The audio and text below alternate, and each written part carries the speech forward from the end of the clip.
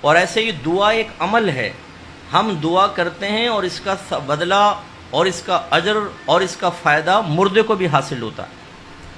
رحمت کونین صلی اللہ علیہ وسلم فرماتے ہیں کہ ایک شخص کا مرنے کے بعد درجہ بلند ہوا تو اس نے اللہ تعالیٰ کی بارگاہ میں عرض کی، یا رب کریم، میرا تو عمل منقطع ہو گیا، یہ اب میرا درجہ کیسے بلند ہوا؟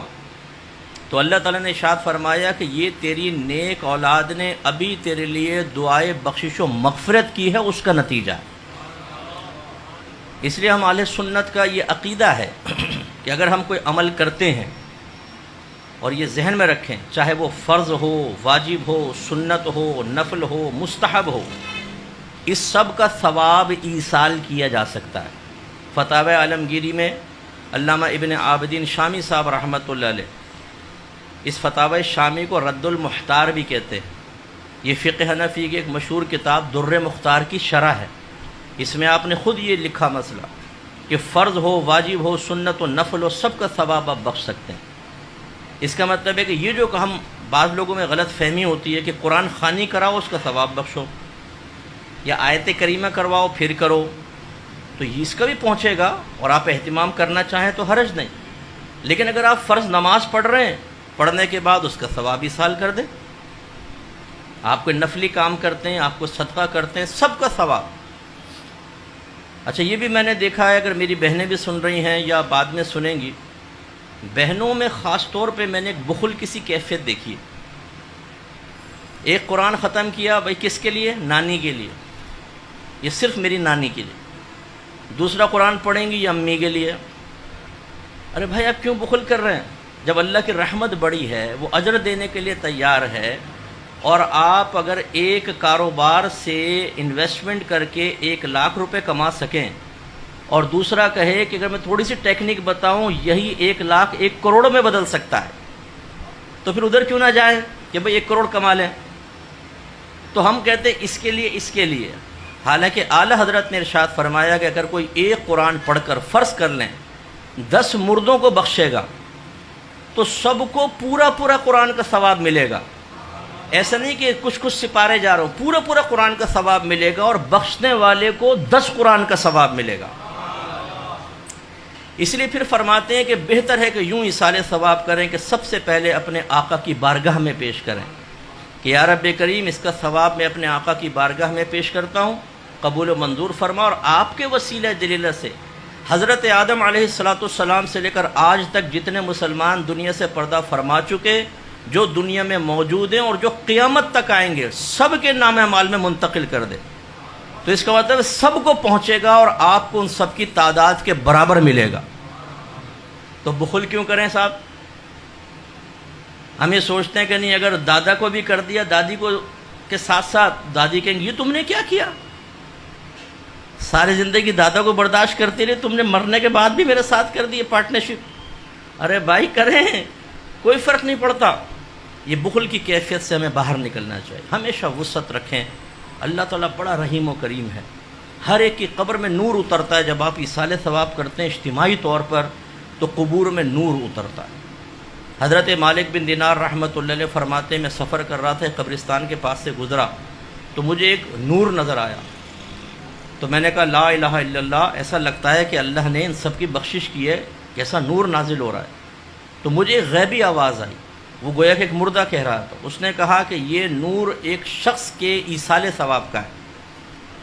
تو میں نے کہا وہ کیا تھا؟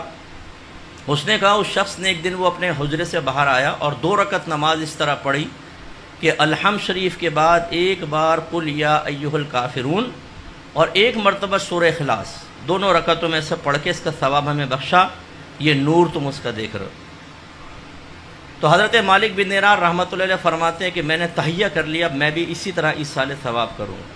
کچھ عرصے بعد کہتے ہیں مجھے خواب میں نبی کریم صلی اللہ علیہ وسلم کی زیارت ہوئی، اور سرکار نے ارشاد فرمایا کہ اے مالک، جتنا تو نے میری امت کو ہدایہ بھیجے اس کے بدلے میں اللہ تبارک و تعالیٰ نے تیری بخشش فرما دی۔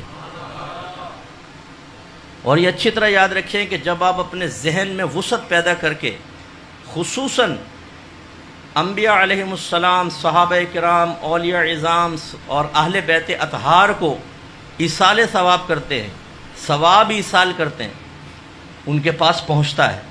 آپ کے نام کے ساتھ آپ کے والد کے نام کے ساتھ تعارف ہوتا ہے، یہ فلاں بن فلاں نے بھیجا ہے، اس سے ان کے درجے بلند ہوتے ہیں، ان کے قبور میں انوار و تجلیات اللہ کی طرف سے نازل ہوتی ہیں، رحمتیں نازل ہوتی ہیں، انہیں روحانی سکون ملتا ہے۔ جب آپ ان کے لیے اس طرح روحانی سکون اور درجات کی بلندی کا سبب بنتے ہیں، علماء کہتے ہیں اب ذرا تصور میں سوچیں، جب آپ میدان محشر میں پہنچیں گے اور ان نفوس قدسیہ کو اللہ تعالیٰ اذن شفاعت عطا فرمائے گا، تو یہ کسی کا احسان نہیں رکھتے ہیں، یہ تمہیں ڈھونڈ ڈھونڈ کر تمہاری شفاعت کریں گے۔ تو اس لیے بالکل جیسا بھی یہ محفل ایک پرٹیکولر والد صاحب کے لیے رکھی گئی، تو یہ ہو سکتا ہے کہ آپ اجتماعی سال ثواب کریں اور آخر میں کہیں خاص طور پہ ان کے لیے، اس میں کوئی حرج نہیں ہے، یہ ہو سکتا ہے۔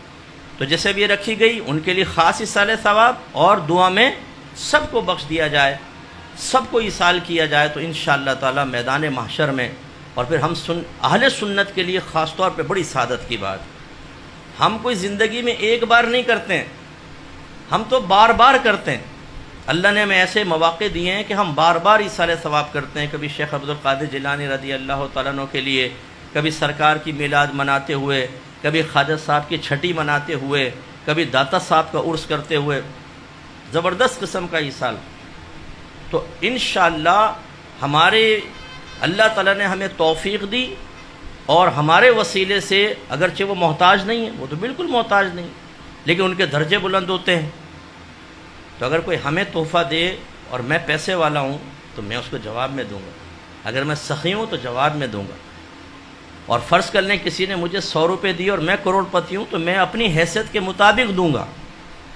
تو اب اندازہ کریں کہ ہم ثواب ایصال کرتے ہیں اپنی حیثیت کے مطابق، اور ان بزرگوں کی طرف سے جو جواب آئے گا وہ ان کے درجات کے اعتبار سے آئے گا، وہ ہوگا کہ آپ سوچئے ذرا۔